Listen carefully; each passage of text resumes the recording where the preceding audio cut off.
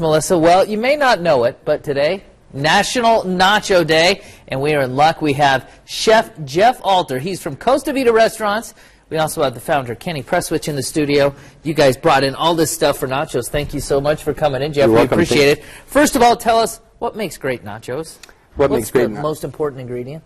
All of them. The cheese and the chips. Cheese, the chips, everything that you put into it, having fresh, delicious ingredients is what really makes great nachos. What makes your guys' nachos different than other people's nachos? A few things. One, our queso.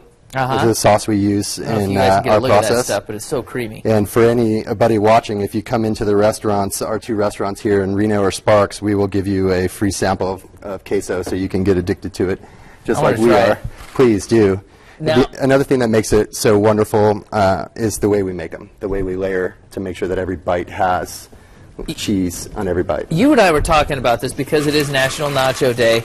One of the biggest mistakes that people make. Tell us about the biggest thing people do wrong when it comes to making nachos at home. The biggest thing they do is they'll put the chips down and then just pile cheese on top. I do that. That's what I do. And then you get a few really great bites, and then everything underneath it is kind of dry and soggy. How do you do it? So what we do is we start with one layer of chips. We put cheese down, and then in the restaurant you can choose any kind of fixings or the products that you want. We're today going to use some homemade black beans and our kind of signature sweet pork to make our sweet pork nachos. These are fantastic. So you layer. You don't do it the lazy way. You keep going, right? That's right. We're gonna put it down, and then we're gonna add another layer of chips right on top. And then the queso stuff. Then the queso. And so now, because of the way we have the chips layered, that queso is going to seep down into all of the chips. Aha.